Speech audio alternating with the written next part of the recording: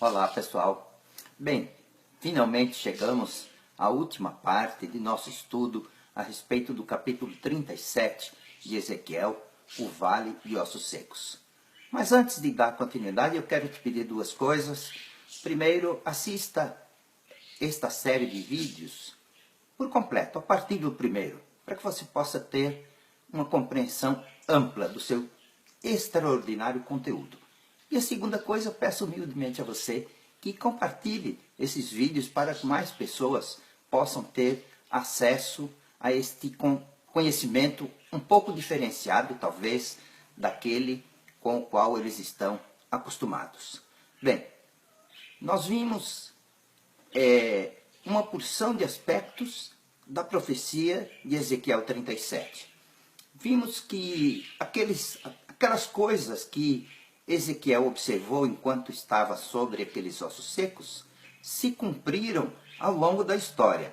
Nós falamos sobre o significado daquele ruído que ele percebeu, daquele rebuliço, dos ossos que se juntaram, dos nervos e da carne que surgiram sobre os ossos, e falamos também da pele que afinal cobriu aquele corpo.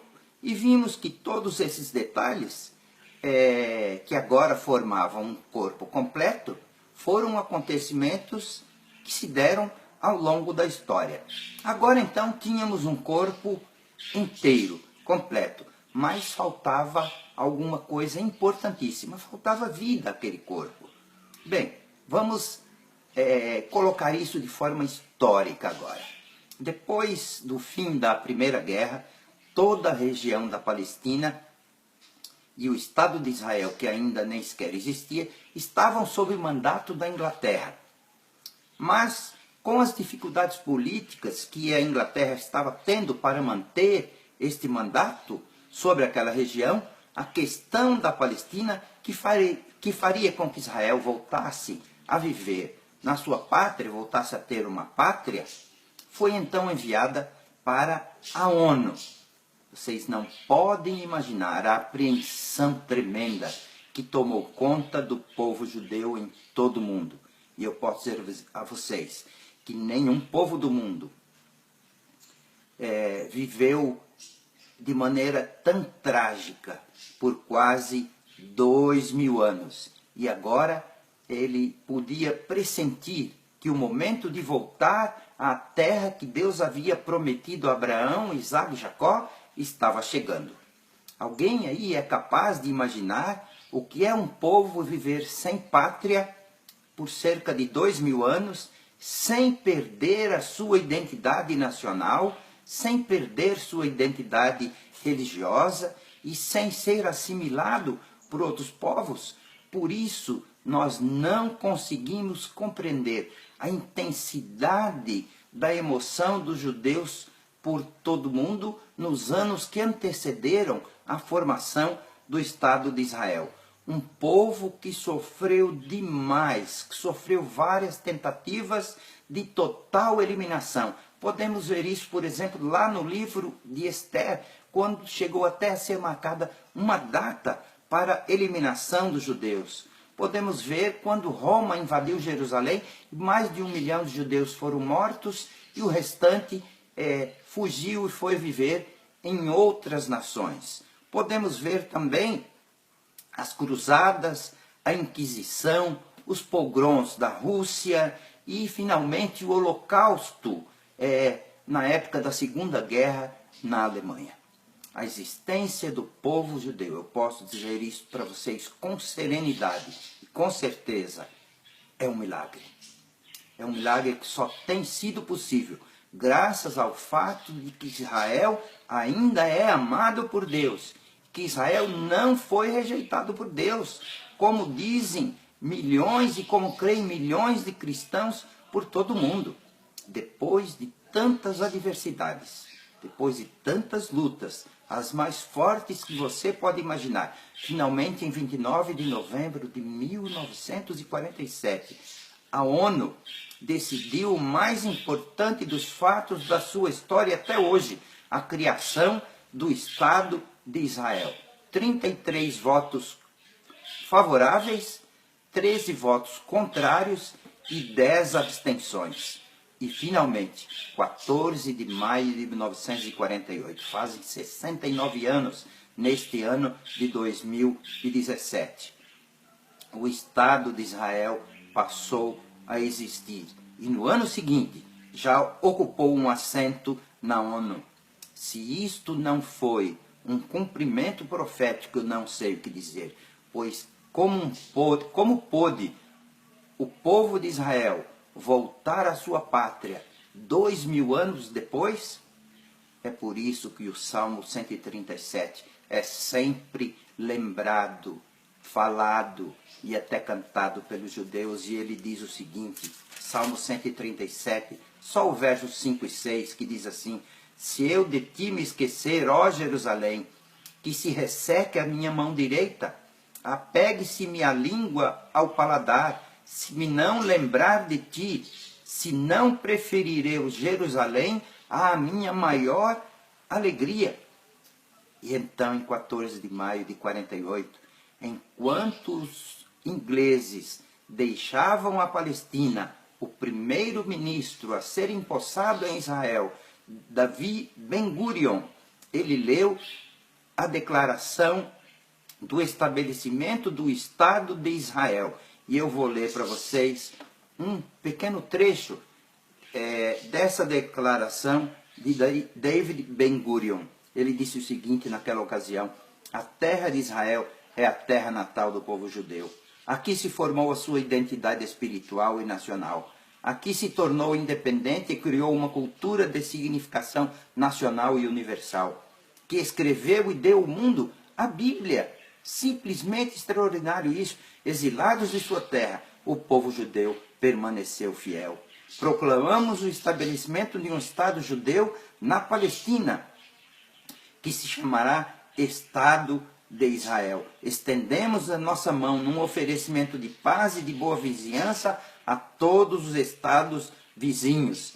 E ele termina dizendo, confiando em Deus Todo-Poderoso, apomos nossa assinatura a essa declaração, nesta sessão de Conselho de Estado provisório no solo da pátria, na cidade de Tel Aviv, nesta véspera de Shabat, no dia 5 de Iyar, 5.708, 14 de maio de 1948.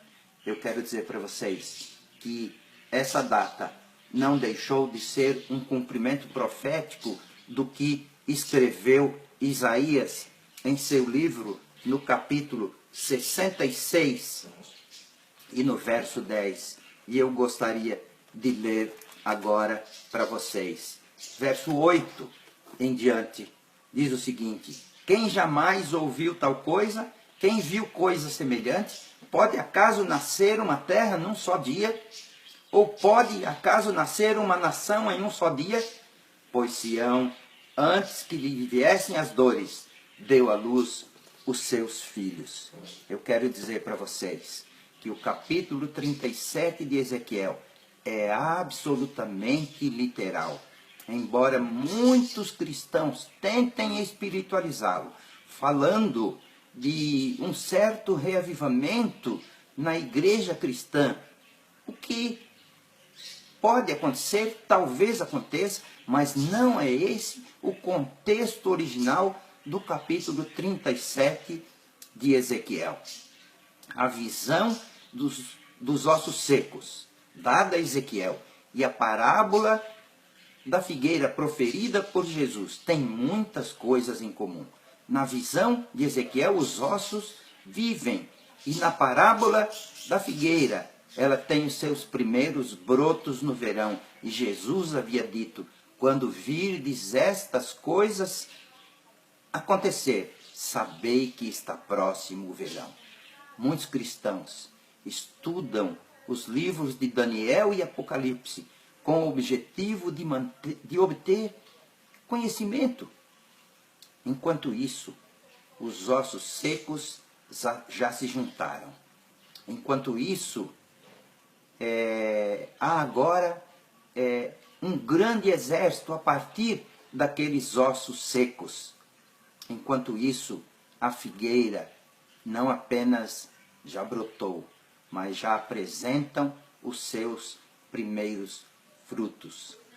E nós podemos ver que nestes últimos 30 anos, cerca de 1 milhão de judeus já creem que Jesus é o Messias. E mais ainda, que ele voltará.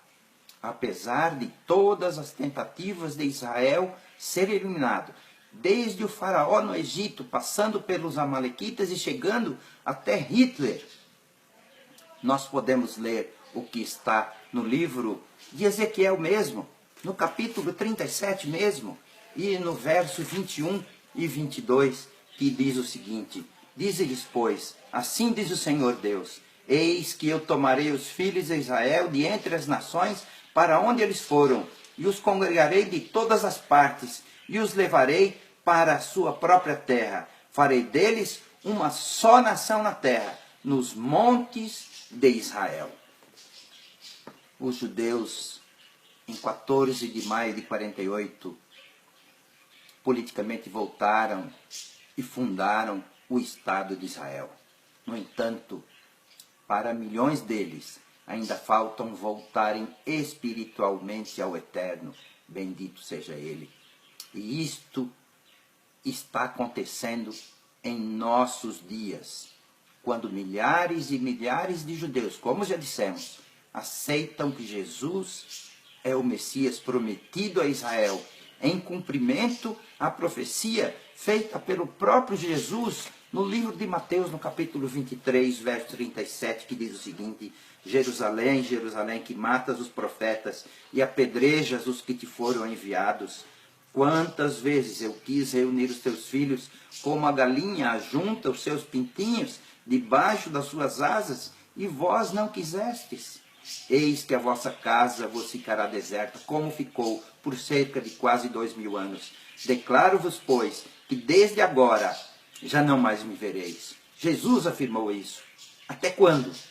Até quando, gente? Até que venhais a dizer, e aqui está a chave que identifica que estamos vivendo os últimos momentos que antecedem a volta de Jesus. Até que venhais a dizer, bendito o que vem em nome do Senhor. Os judeus já começam a dizer, bendito o que vem em nome do Senhor. Esta é uma profecia que diz claramente e nos informa de maneira absolutamente clara que a volta de Jesus está mais próxima do que imaginamos.